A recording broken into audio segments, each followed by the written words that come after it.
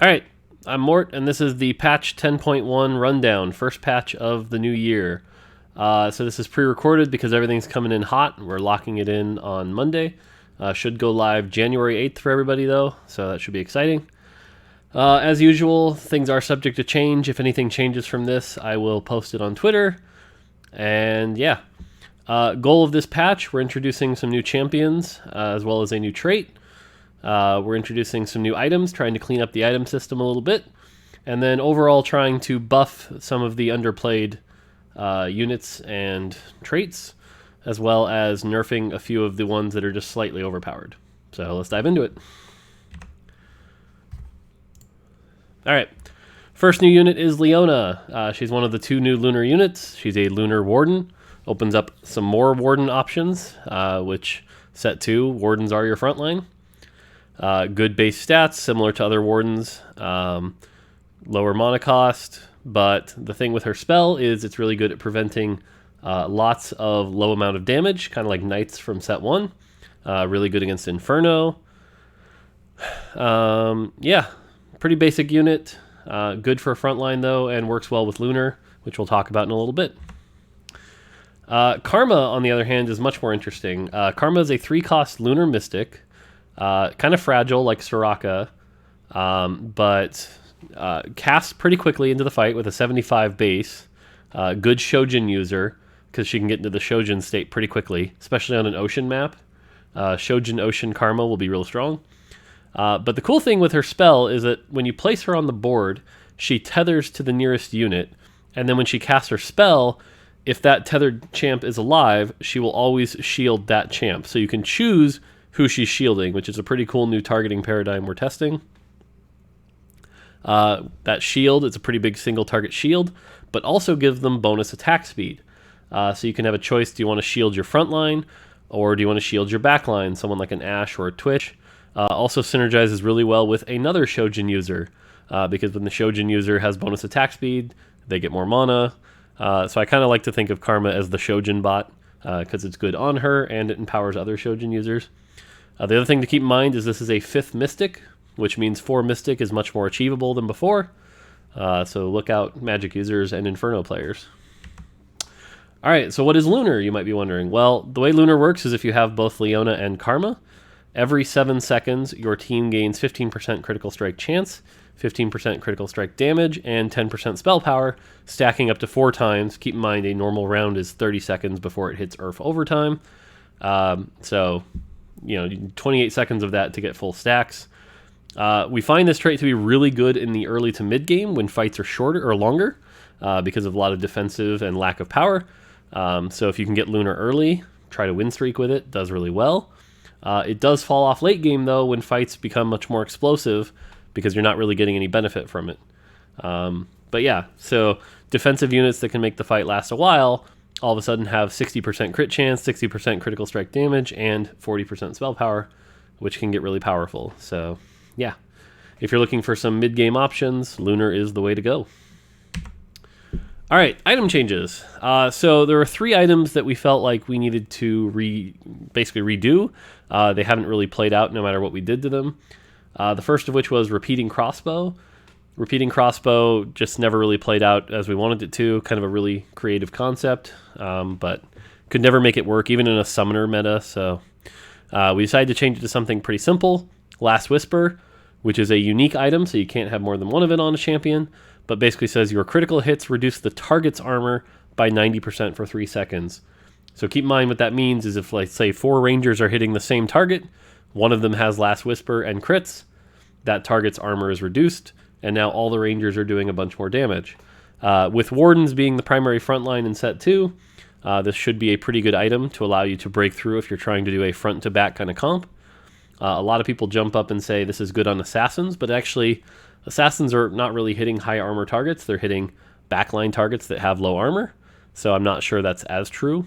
But yeah, so I think Blade Masters and Rangers will benefit pretty heavily from this item. So yeah, second item is Phantom Dancer, and it's kind of backwards here, but the build path of bow and armor is now changed to Titan's Resolve, and the idea is it's a thing that grants you tankiness and attack damage. So Titan's Resolve says when the wearer is hit by any damage or inflicts a critical strike, they gain a 2% stacking damage bonus up to 100%. So once you have 50 stacks, it stops and you're doing double damage. And you grow in size, gaining 25 armor and MR. So anyone that can survive a lot in the fight while also healing back up, this is pretty good on. Olaf, for example, this is really good on. Anyone who uses Bloodthirster well. I've seen Kha'Zix use this pretty well. As well as just some like tanky things like Renekton, for example. But yeah, pretty interesting item. Will be interesting to see how people can make it work. Warmogs, yeah, anything that keeps you alive to get to that max stack point. But yeah, and Phantom Dancer really just wasn't working out. As we saw, it was one of those hard counter items, so we decided to get rid of it. Thornmail, in addition, was also a kind of item that we basically called it the Braum item. It worked really well on Braum and not very well on anybody else. The whole mechanic of dealing damage based on mitigated damage got really confusing. So we decided to simplify it. So Bramblefest is basically what live Phantom Dancer is, where it negates bonus damage from incoming critical hits, so it makes them more tanky. But in addition, it grants damage every 2 seconds every time you get hit. Magic damage to all nearby enemies. So it's good for frontline that needs to also do some damage around. Can be good on tanky units and the damage scales with star level. So yeah, if you have a really good frontline though, this will deal some damage back. 120 damage every 2 seconds on a 2-star user, for example, is a good amount of AoE damage. It's like electric 2.5 basically on a unit. So yeah, if the people have a lot of crit, this is a good counter item to it without being too oppressive. While we're on the topic of items, we also took the time to kind of redo some items we weren't happy with. They're still the same item, but their effect has been drastically changed. Frozen Heart has been kind of an underused item, especially when compared to Iceborne Gauntlet. So we've decided to separate them and make them more specific to their uses. So Frozen Heart is the attack speed slow item now. 25% wasn't very powerful, but if you had like 3 Frozen Hearts, as we saw early on in set 1, it got kind of bonkers. So what we did was we actually changed it. So now it's 40%, which is a big buff, but they do not stack. You cannot have 2 Frozen Hearts slowing your attack speed by like 70%. So 40% is the most you can get to. So it's good to have one of these if you got high attack speed. And then if you do have multiple of them, though, it actually increases the radius. So let's say, for example, you had a character with 3 Frozen Hearts. They now have almost an Amumu-sized hex that will slow everyone's attack speed by 40%. So that can be powerful if you want to go that route. But yeah, 40%, big slow, pretty sweet. And the other thing, it's not going to be mentioned in the patch notes, but one small thing is the duration of the debuff was 1 second. We saw way back in set 1 when it was 4 seconds, it was silly because assassins would apply it to the whole team. But even 1 second, we don't want like assassins applying it to the team. So it's actually the duration is down to a ½ second. So it really is just slow enemies nearby. And that's what Frozen Heart does. I think this will be good on frontline as well. So Iceborne Gauntlet, on the other hand, the dodge thing was really cool and creative. But the way the dodge synergized with like, you basically had to have people like Shen from set 1, Jax from set 2, or Cloud Map to really make it work. And in those cases, it was really strong, and in every other case, it was really weak. So for now, we've decided to separate it into its own separate item. It's a pretty simple item that says, after you cast a spell, your next basic attack is 100% chance to freeze the target for 1.5 seconds. So expect to see this on Ezreal, which is a little redundant because he is Glacial, but 100% is better than 35%. Kindred's also really good with this. Kha'Zix is kind of hilarious with this. Kog'Maw can work with this. So we'll see how people use this. But yeah, if you need some crowd control, this is a decent item. Quicksilver is getting a massive buff. We saw that basically it was so hard to use this like as a counter to CC because multiple CCs could get layered. So we've decided that if you commit the item slot to wanting to be CC immune, guess what? You get to be full CC immune. This is going to be a very powerful effect, but we think it will create some cool counter options because basically you're going to have to give up an offensive item to be CC immune. Now, there's going to be some pretty interesting things here. Let's take Blender, for example. If you've got a Nocturne with Blade of the Ruined King, Infinity Edge, and Quicksilver, all of a sudden, that's a really dangerous Nocturne. So we'll see how that goes. But yeah, Nocturne, I think Kha'Zix will use this really well. But yeah. Last one is Ionic Spark. Ionic Spark was basically this weird item that when it was good, it was too good, and when it was bad, it was useless. And it didn't really have much interaction to it. It was basically if you cast lots of spells, you'll eventually die. Kind of the anti-Akali in set 1, anti-Ezreal set 2, anti-Kindred. So instead what we're doing is it basically still punishes spell casting, but you have to be near them. So there's at least some positioning requirement. And it does damage based on their max mana, so it's not super punishing to the Akalis of the world. So an Akali, for example, in set 1 with Seraphs would still be casting a lot and taking 80 damage a hit. But now, for example, if Malzahar casts, he takes 300 damage, which is really big. And the other thing what's interesting with this is this synergizes well with Poison, hilariously enough, because Poison raises their max mana. So, yeah, I'll be interested to see how this item works. I think it's going to be pretty strong. If you're building a defensive comp, think about adding Ionic Sparks, because it will do some work. All right, some other item changes. Locket of the Iron Solari, Ludens, and Static Shiv. We're testing out something new, and you saw this with Bramble Vest also. This is items that scale with the star level of the wearer. So that means their power differentiates if you put it on a 1-star unit, a 2-star unit, or a 3-star unit. Locket overall is getting a slight nerf, because you want to basically think of it as what's the 2-star value, because that's what most commonly it's on. So in this case, a 2-star Iron of the Solari went from 300 to 275, but if you can get it on a 3-star unit, it's actually just as powerful as live. Ludens is getting a small buff in that regard, 150 to 160, but it also goes to 200 if you have it on a 3-star. So 3-star Kog'Maws with Ludens, 3-star Ezreals are going to be doing massive amounts of damage with this item. And lastly, Static Shiv. Static Shiv's kind of an interesting one because it's kind of a buff, but kind of a nerf also. Because typically you want concentrated damage on a target, so having 100 on 3 targets is good. Now it's down to 80 on 4 targets for a 2-star level, which is 320 damage as opposed to 300, but more spread out. But you can actually get that up to 5 targets. So Predator Kog'Maw with Static Shiv, Rangers with Static Shiv, I think can get really strong. 3-star Vayne Light with Static Shiv can do a lot of damage. So yeah, overall though, we think there's some excitement there of like trying to chase 3-star units, with the most recent change to 3 stars being slightly weaker. Like I said, we were looking for more interesting ways to make 3-starring units worth it. This is one of them. So we'll be interested to see how this plays out. Last 2 item changes for the patch. Hush continues to basically be an anti-fun item. You basically put it on your Sivir or your Olaf, and none of your stuff works because you're frozen and it's not a lot of fun. Nothing casts, and you eventually just get burned down. So we're lowering that even more. Balancing right now, honestly, we do have to balance around the best case, which is Sivir and Olaf. So I honestly think Sivir and Olaf will still use this item, and it'll probably be much less used on everyone else. Both Sivir and Olaf also really like this item because it's got mana on it, so they get to cast their spells quicker. So yeah, but it is a slight nerf. It needs it. And lastly, Morello Nomicon and red buff. So I know a bunch of you are thinking, well, red buff doesn't really need nerfed, and that's true, but Morello does, and for gameplay clarity's sake, we try to keep these 2 numbers the same so that when you see my guy is burning, that means he's taking 1.8% damage a second. So yeah, that's why those numbers are the same. But 20% down to 18%, 10% nerf. Morello should still probably be pretty dominant, but just a little less so. So that should hopefully make for a healthier item meta.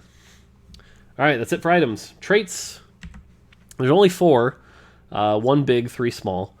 So Druid is getting a small buff. This is specifically for Maokai, Ivern, and Niko. Druid was always designed to be a very strong comp in the early game. If you get this early, you can win streak, and you need to transition out of it. It's doing that for the most part, but just a little under where we want. And so buffing the Druid trait is the best way to improve that. because the Druid trait being flat HP per second falls off very quickly. So if you can get 2 Druids early, this is a lot of HP regen. If you think about a 30-second fight, if you live the whole time, 5 extra HP per second, that's 150 effective health. So yeah, this should make Druids a little bit stronger, which is what we want. Light is the big one. Light is getting a pretty big attack speed buff to 6 and 9. What we're seeing on live right now is Light is almost like at top level, kind of unplayable. You have to really high roll to make it function, and even then it's risky. So we're seeing 3 Light get used in some creative ways, especially with Zed. So we didn't want to buff 3 Light, but 6 and 9 are getting some pretty big buffs. So this should help the fantasy of 6 Light and your carry's the last one alive doing massive attack speed. Should be fun. Ocean, just a small buff to 2 Ocean. It's too easy right now to throw in the Thresh Nautilus into any comp and get a lot of mana. Again, if a 30-second fight, 7 iterations, it's just a lot of mana. So 2 Ocean is getting a nerf. And this is something we're learning about the traits as we go, is that like we've tried flat scaling with like 2-4-6 and 3-6. But what that does is it makes you kind of just want to dabble in the 2s and 3s. So we're going to be scaling more into the higher commitment ones so that if you commit to things like Light and Ocean, you get a much bigger benefit. And that's why 4 and 6 Ocean are not getting nerfed. Lastly is Shadow. This one's on me. Last time we nerfed Shadow, went a little hard. We went from 70 to 60, and it kind of made Shadow just not really do as well. So we're going to try middle ground here, 65 for 3 Shadow. Likewise, 6 Shadow is pretty hard to pull off unless you get Lux, and even then it's like, it's okay. It should be more exciting than that, so it's getting another 10% buff. So yeah, that's it for traits. Now let's talk about champions. Alright, Vayne is the first of a few light units you're going to see buffed. More HP, so when she dies, she gives more HP to her fellow light users. That's really all that's trying to do. And honestly, Vayne by herself, like, you barely want to run her. She's usually an item carrier for rangers, otherwise not much. If you get a 2-star Vayne, you should be okay with running it, even if you're not running light and ranger. So we're going to buff her spell damage a bit, so she gets to do a little bit more true damage. And 3-star Vayne can tear through some high HP units a little bit better. So pretty significant buff there. Warwick has always kind of been the C-tier 1-cost unit pretty much since his existence. So we're letting him cast his spell a little quicker. What we see on live right now is by the time he casts his spell, the target's usually at like 90% of their health is gone, and it just kind of executes them and does nothing. So this will let him cast a little earlier and actually do some of the damage. And he's getting even better Predator scaling. So if you 3-star Warwick, 800 damage for your spell is a good amount. This might actually make you do something like consider putting a Shojin on Warwick. Warwick right now, I don't think anyone really puts items on. Hopefully this will change that.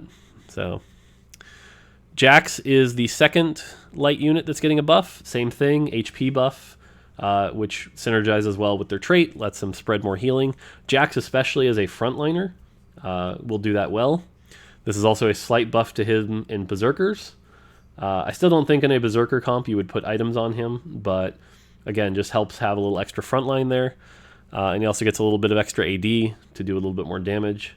So yeah, Jax is a pretty basic 2-cost unit, but should be a little more playable in a light comp. Malzahar, my boy, has fallen off quite a bit. This is just a very slight buff to his minion damage. 3-star Malzahar should be a little bit more threatening. Actually, really, they all should be. Right now, they just kind of fall over. So at least now, when you hit with the minions, they'll do some damage. Shouldn't really affect much, just be a nice quality of life buff. Niko. Niko's an interesting one because Niko is the one Woodland Druid unit that you get that you basically are saying, I'm going to hard commit to Woodland Druid for a while. Because when you sell her, you actually pay a price if you've 2-starred her. Compared to like LeBlanc, which means you can actually pivot into Mage, or Ivern and Maokai, which you can sell for full cost. And so because of that, Niko really should have some power behind her. So we're going to let her have 60 mana, which is a little dangerous, to be honest. Because there is that really rare situation where you can like triple Seraphs and Niko, and then just like the game explodes. But overall, this should be a buff to her. Lets her cast earlier in the fight. Does some good damage. And yeah, Seraphs on her as an item carrier for later might actually do some big damage. So this is just more of a Woodland Druid buff, and Niko actually as a item carrier unit. I think Seraphs, Morello, Niko will be very strong early. All right, Sena. This is another one on me, the Shadow one. I kind of over-nerfed last patch. Sena hasn't really been playable like we want.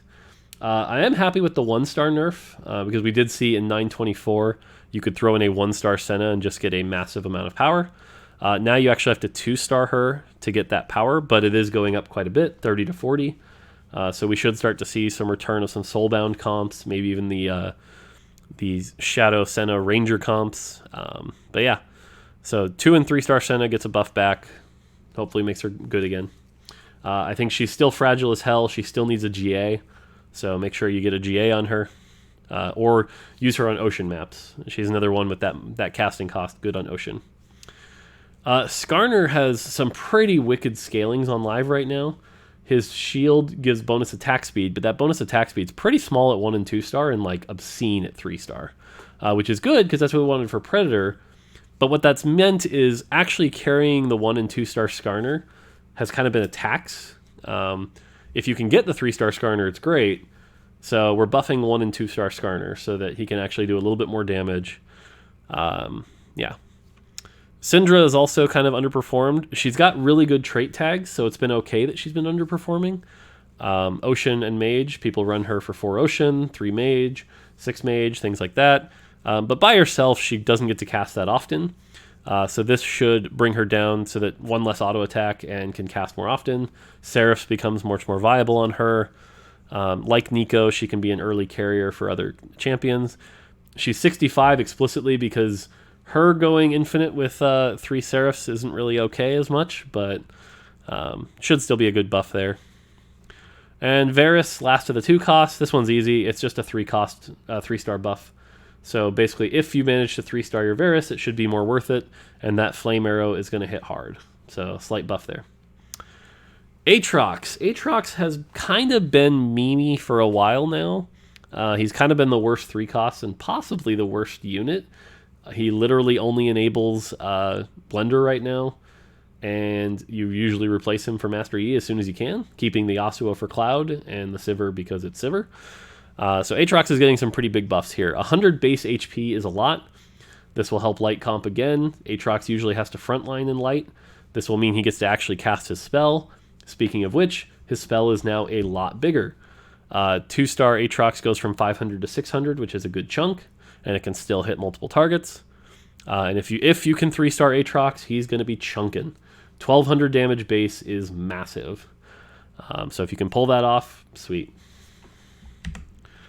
Azir. Azir is probably already in a decent spot, but he's kind of hard to play, and summoners kind of need the help. He is a 3-cost. He's supposed to be good, so he's getting a very small buff. 25 damage at 1 and 2, and 75 at 3. So if you can 3-star your Azir, it's going to be strong next patch. 3-star Azir enabling some desert and summoner comps is a good thing, so definitely consider Azir next patch. And who knows, maybe the next Blender comp is Blade Master Azir. So we'll see. Speaking of Blender, Nocturne. This one's been tricky. I've gone back and forth in my head on this for like 3 weeks because we need to nerf Blender. Blender is too consistent. It's too good a comp. But we don't want to ruin Blender. Like, Blender should still exist. If you get an early spatula and an early bow, you should be like, I could go Blender and this might work really well. Versus right now, where you can literally hard force it because it's the best thing and it will win you games. So we're going to try to bring that down in a couple ways. You already saw the Hush nerf. Nocturne is getting lower attack speed, so it'll be harder for him to turn on once he has a Blade Master.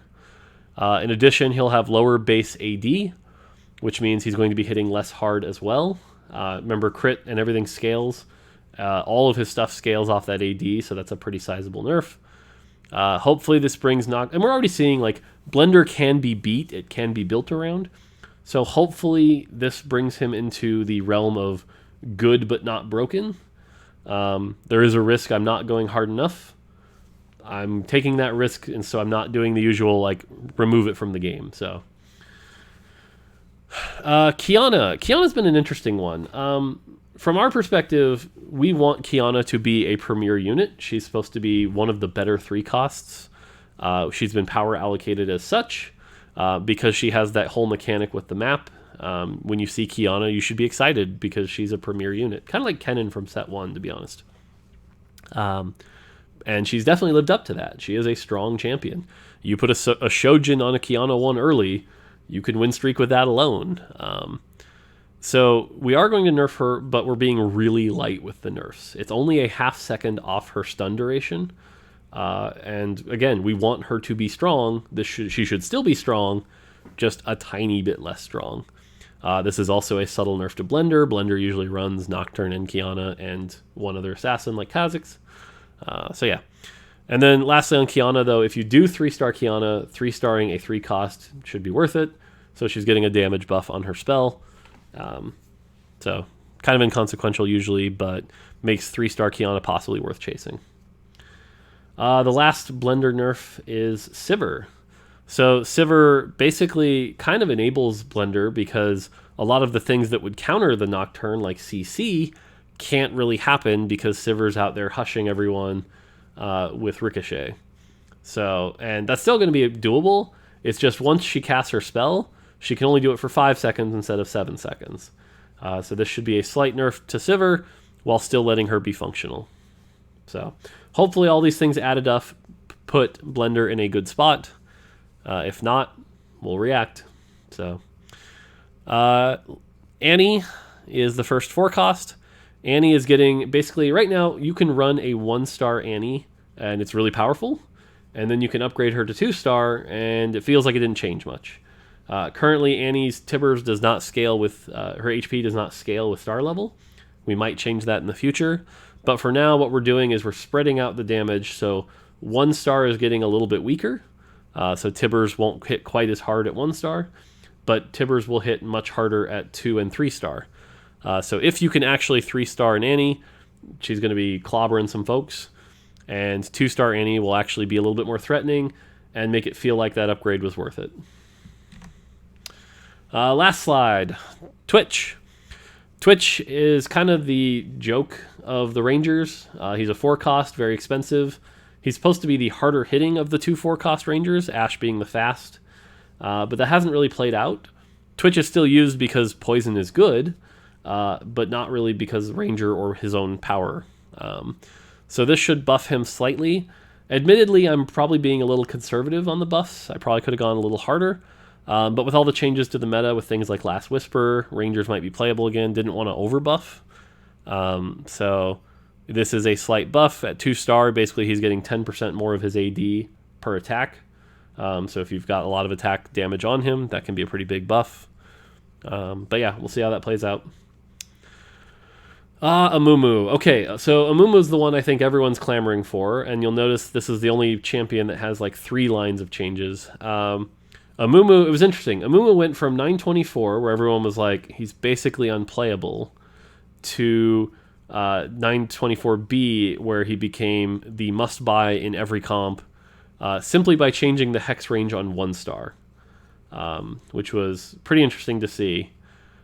Pretty happy with that change, because we do want when you see a 5-cost 1-star, you should be like, oh, that's really powerful, I want to get that in my comp, but maybe not to the degree that it has been on live. So we're going to be pulling it back in certain ways. If you're expecting the hex revert, that's not happening. So 1-star Amumu is losing a ½ second off his stun, so it's less crazy of a stun, which is big with Inferno because it means they're not sitting in their own fire for as long. 2-star stays the same, and if you somehow manage to 3-star Amumu, you deserve a 5-second stun. 3-star Amumu will destroy people, that's fine. Amumu is also not supposed to be about the damage, he's supposed to be about the CC. It's a big AoE CC. So he's getting a pretty big damage reduction, 30% at 1-star. It's pretty big, and 20% at 2-star. So he's not going to be doing as much damage. He'll still be powerful. He'll still be CCing whole boards. He just won't destroy people by himself and won't scale as well off AP. And then lastly, the thing with Amumu is, and this is kind of weird with how our mana generation works, but basically if you put a Dragon's Claw and a couple other tanky items on an Amumu, he might cast 2, 3, maybe even 4 times a fight. That's a little absurd. So he's still at a 75 different mana cost. Now it's instead of 50, 125, it's 75, 150. So what that means is he'll still cast as quickly for the first time. He just won't get to cast as often the second, third, and fourth time. We think this is a healthy change, so pretty happy with that. Amumu should still be good. Yeah. Master Yi has been the worst 5 cost in the game for a while. Part of this is just Shadow not being great. Part of this is in Blade Master comps, he's overshadowed by Nocturne. And part of this is just he's a single target damager. We're not going to be doing any massive changes this patch to that, but we do think this will help him a little bit, and an extra 25 damage per auto is a lot, especially at his 1.0 attack speed. I think he might be at 0.9. But this is a buff. We'll see how this has an effect. He's also a good Last Whisper user. But yeah, so we'll see how this plays out. If we need to do more from here, we will. But we don't want to go crazy and turn him into the new Amumu, so we're going to go slow when we buff him. Last actual balance change is Nami. Nami has also, kind of like Amumu, proven to just be like, I'll throw her in any comp. She's really, really good. And again, we're mostly okay with that. It's just Nami should be about CC and enhancing her allies, not the damage the spell does. So we're going to be nerfing the damage her spell does quite a bit. Realistically, I don't think this changes too much about her. You still might Morello her. She's still good. She's still offering 1.5 to 2 second CC on entire armies. So, yeah, I mean, you're still going to run her. It's just she won't quite carry the fight by herself. So I think this is a good change. Lastly, 2 small bug fixes. I'll quote Whitrock. He's the one who wrote this. We actually fixed the bug where Mage Annie could get multiple Tibbers. So hopefully that's fixed this time. So yeah, no more cheating Annie with Mage Tibbers. And then the other one that gets brought up a lot, and hopefully we fix this, is untargetable units should no longer be targeted or CC'd. So this means like Soulbound Lucian can no longer be hit with like Malphite ult. This also means your champs should not target Zyra plants. That's why I use the Zyra image here. So hopefully that's fixed. If it's not, we'll continue to try to fix it more. But definitely has been a frustrating thing when playing against a Zyra. So, all right, that's going to do it for 10.1. It's a pretty big patch. Should shake up the meta quite a bit.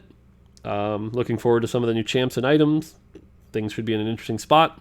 Hopefully have fun with it. Again, patch goes live January 8th. If you have any feedback or anything, as always, hit me up on Twitter. Otherwise, take it easy, and we'll see you next time.